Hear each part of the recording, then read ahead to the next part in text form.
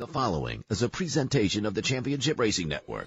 Crossed Flags, a racing podcast. It's your midweek fix for racing news and information.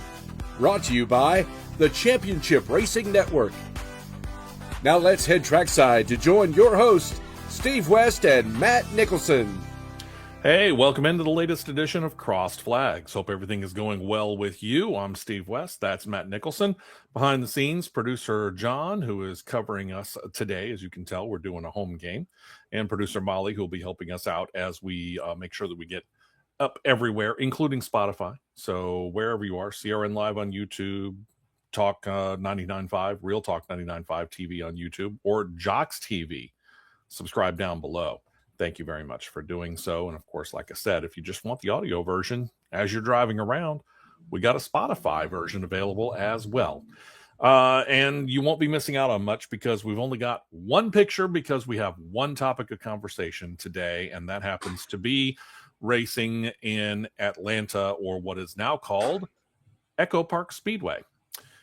Still kind of getting used to that whole thing, but I understand it. It's kind of like Lowe's Motor Speedway / Charlotte Motor Speedway. If you can get the money, you grab the money, right?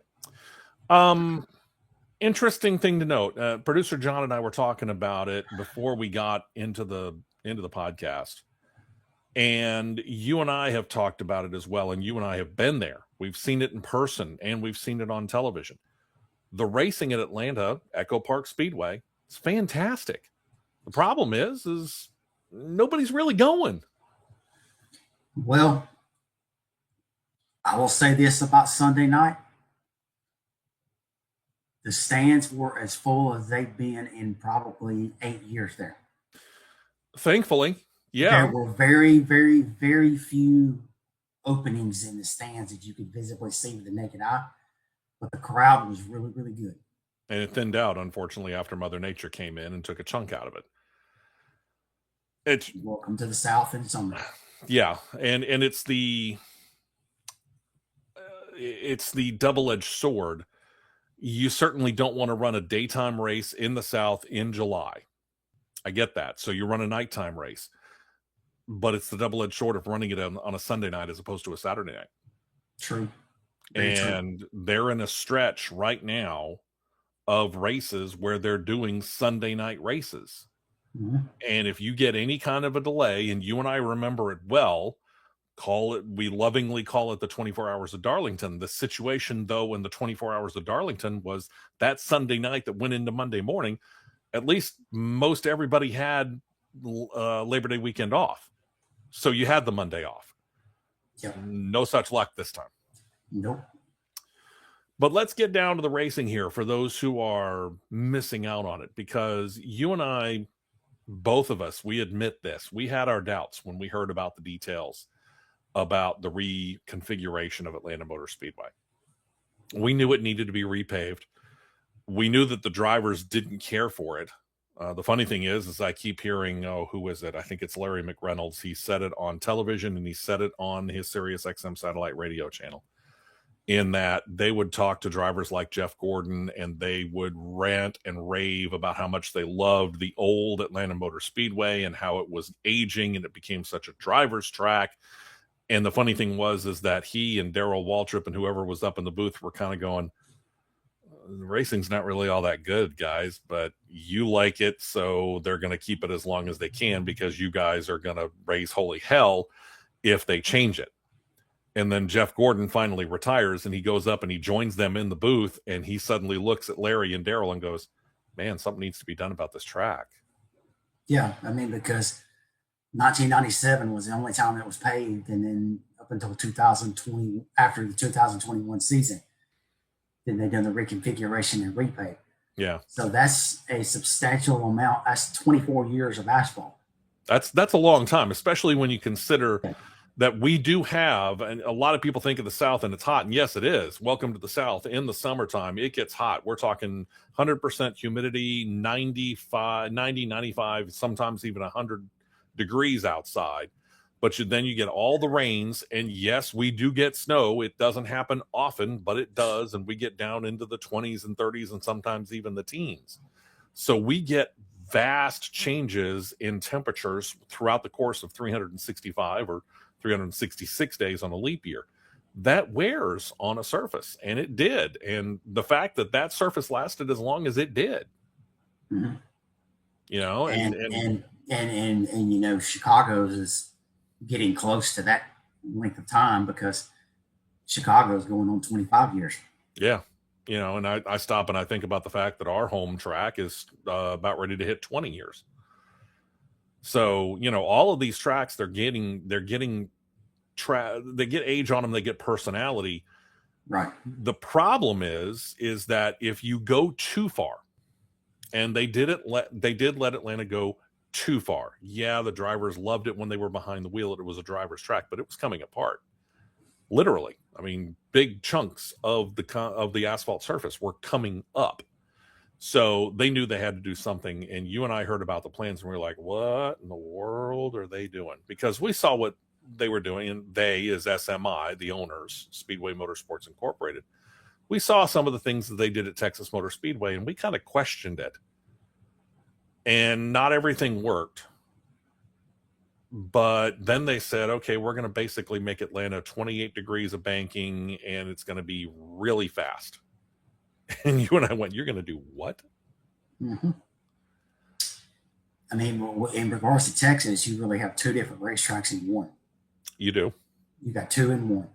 But Atlanta, from the time they announced it to the end of the race on Sunday or Monday morning, it has proven me very, very wrong. Oh, yeah.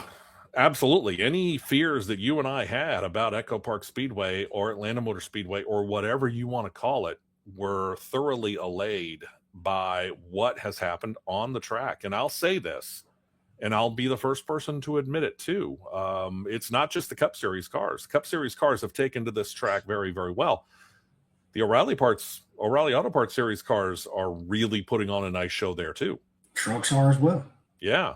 And they weren't there this weekend, obviously. They were up in Lime Rock, but we've seen them out there at that track before, and they put on a fantastic show. So congratulations to them. And you and I have said this before, though. Don't try and copy it. Please don't. No, Lord have mercy, no. All right. Let Atlanta be its own enigma.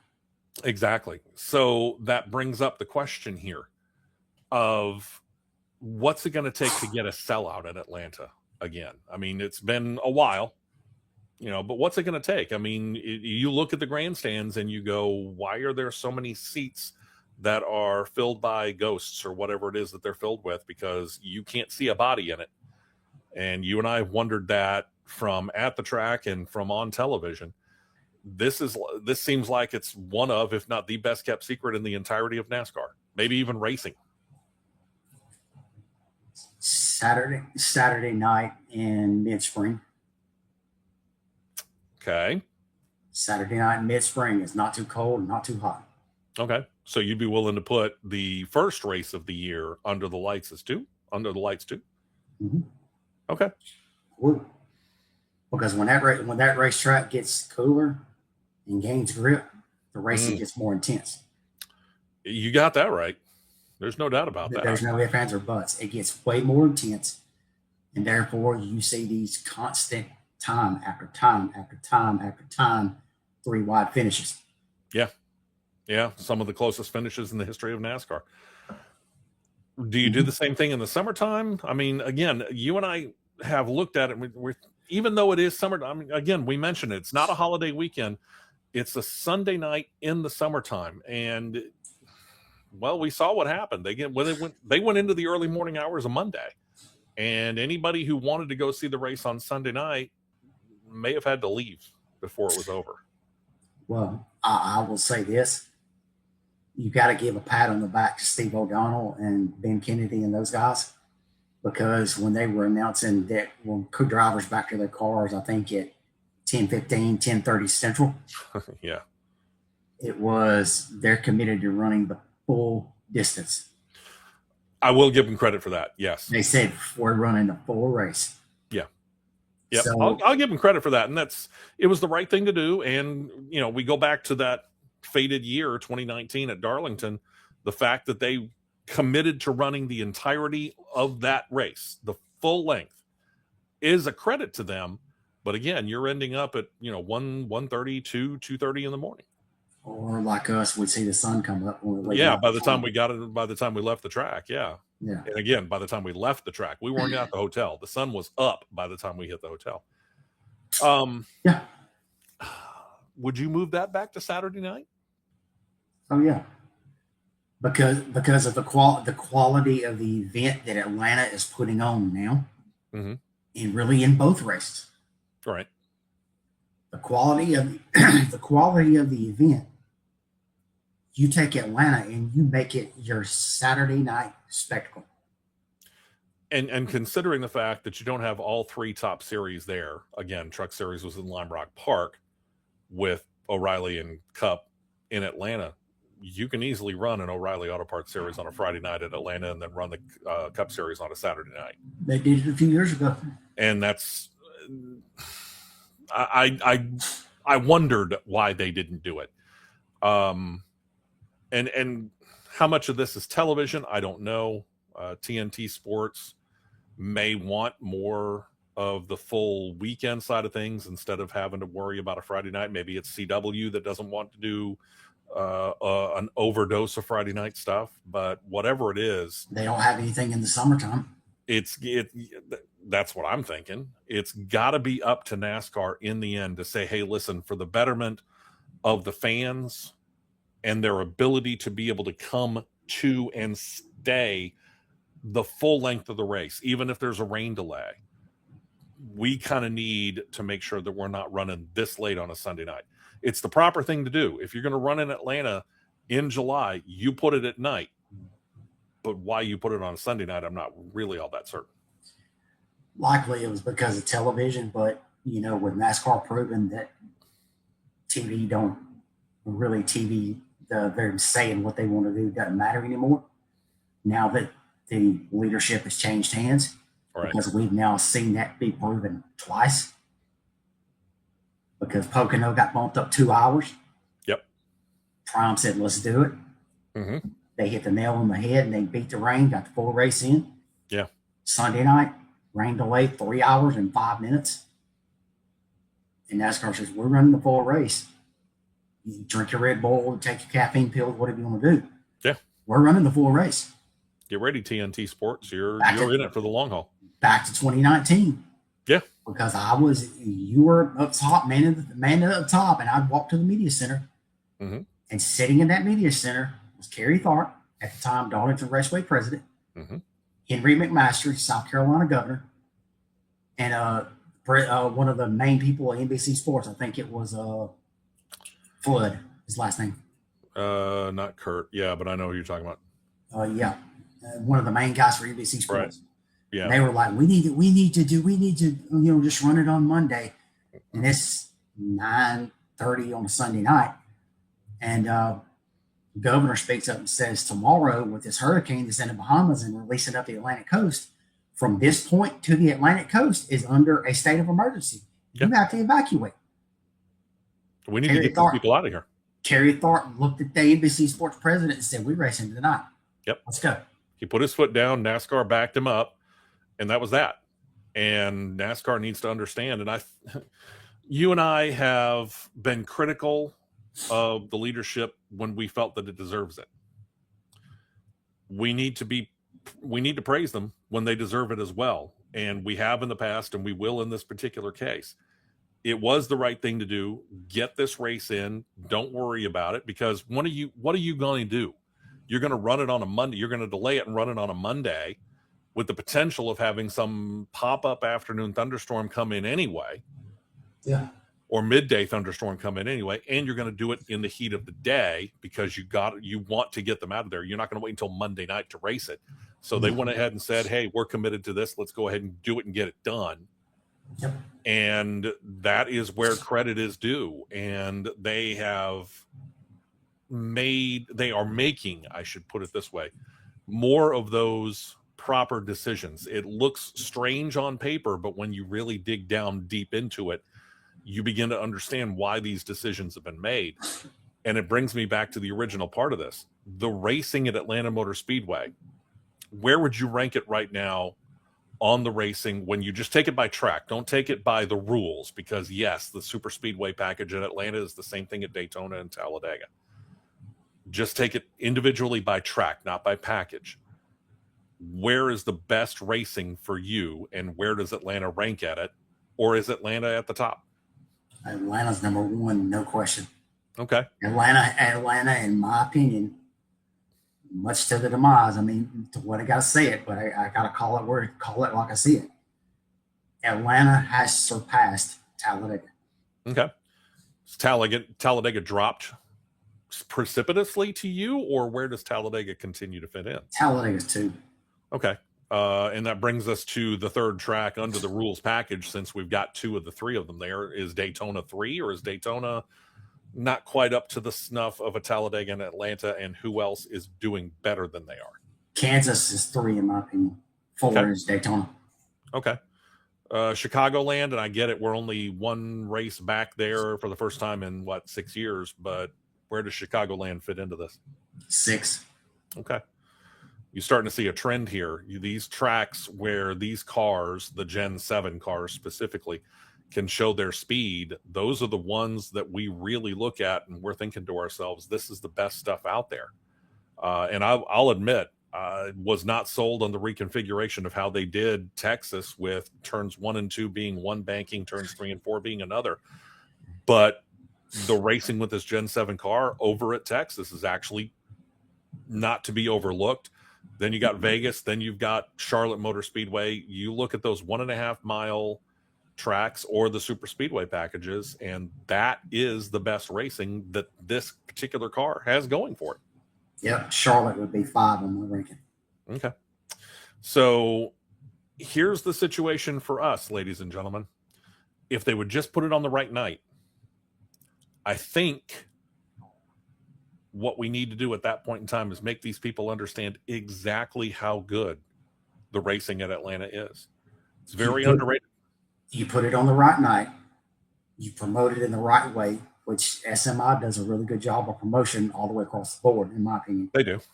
And in a lot of ways, SMI probably could give NASCAR in general a few lessons when it comes to how to really promote that.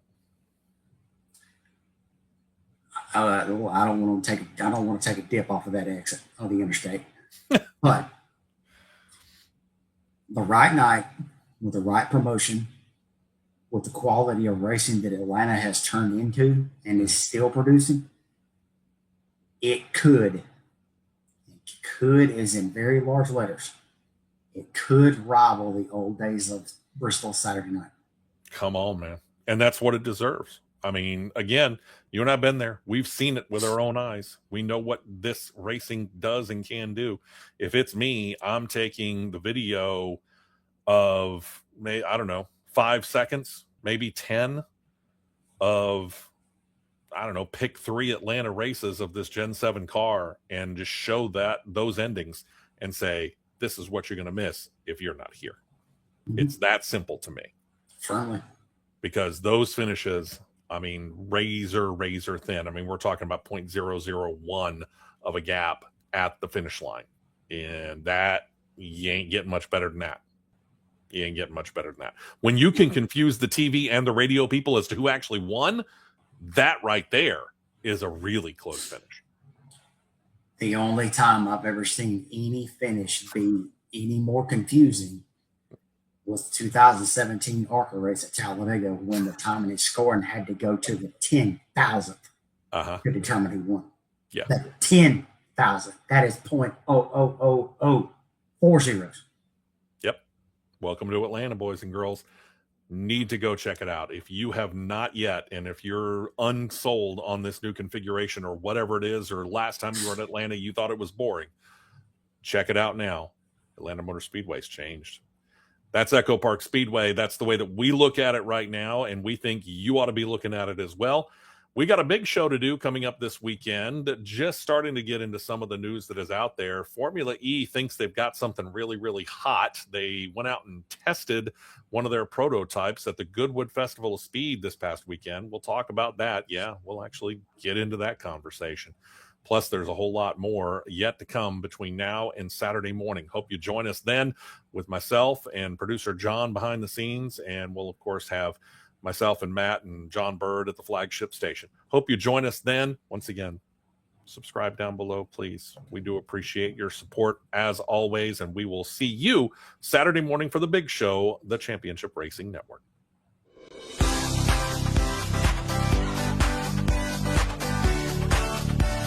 You've been listening to Crossed Flags, a racing podcast. For more content like this, subscribe to CRN Live on YouTube, and you'll be set to catch the 2-hour live show every Saturday morning at 9 Eastern, 8 Central.